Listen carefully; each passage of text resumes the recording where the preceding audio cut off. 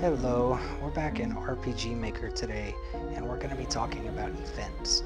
Now, I'm not going to go like super in depth with a couple of different things because I feel like that there are some aspects of it that are going to require their own special attention. But we're going to talk about first is what an event is. Now, when we think of an event, we think of something extravagant, something big, something that's going to be propelling the game forward. When that's not exactly the case. An event is literally something that just happens in the game. It's an instance of something happening. So it could be something as dramatic as the final quest of the game, or it could be something as simple as this signpost here. As you can see, these four squares here correlate with this signpost.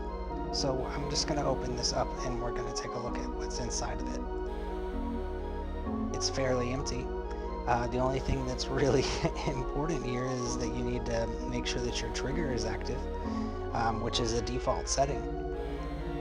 Other than that, you don't even need to name it, you don't need to do anything, and the only thing it needs is something to do, the actual event.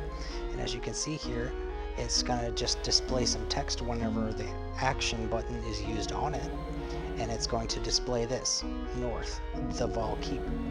So let's just take a look. That's it. That's all it's going to show. So I think what I want to do now is I want to actually set up a basic event. So let's see. I've got several guards already, but I think I want to have a guard here. Let's put a guard. So we're going to go ahead and name this one because I like to name my NPC events. So this one is just going to be a paladin. So we're going to name it that.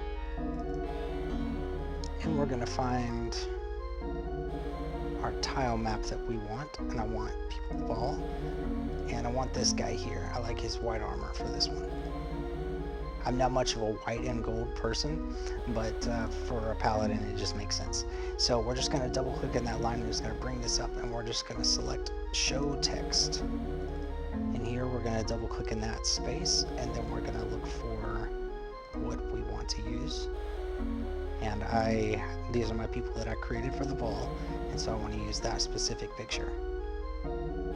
Now we're going to actually put his displayed name. This one, it will actually show up. The other one is just for identity purposes. Alright, so he's just going to be Paladin, and let's just have him say something simple like Paladin's greeting.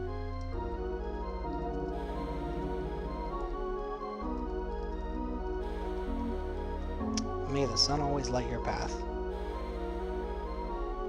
Let's capitalize that. That's important.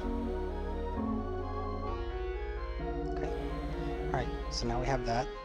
And I want to just briefly cover this grayed out area as well. So all this is showing is that we chose a name for it, and we selected a specific image for it, and the windows, and where it will display in the window. Or rather, where the window will be displayed. It'll display down here on the bottom instead of in the center. Alright, so now that we have that, let's just give it a test.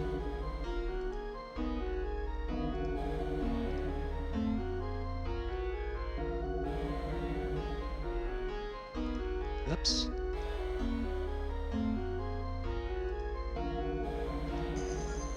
Just going to go into a autosave here. Go up to where we placed him at. Simple as that. Now, let's be real. Any of you that have actually looked into the events of this game, that have actually even started building events, you know that they can get really complicated, which is why I said there are some aspects of it that are going to just require their own they're going to require their own video. So let's just go to the start map here, and I just wanted to look over one of these events with you real quick.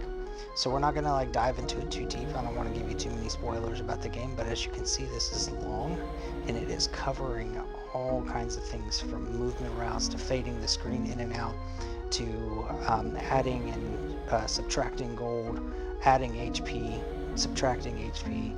It does all kinds of things, and this is on one single event page.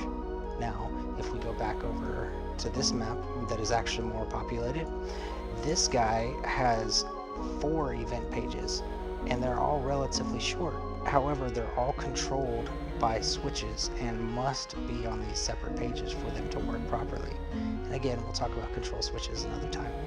But when it's all said and done, events are only as complicated as you want them to be. They can be just as simple as a flag that has nothing else to it except for to auto run so it can flutter in the wind, or it can be something as crazy as, again, fighting the big bad evil guy and his monologue leading up to it. Well, I hope that you found something informative in this video, and there will be plenty more in the future, so stick around and I will see you in the next one.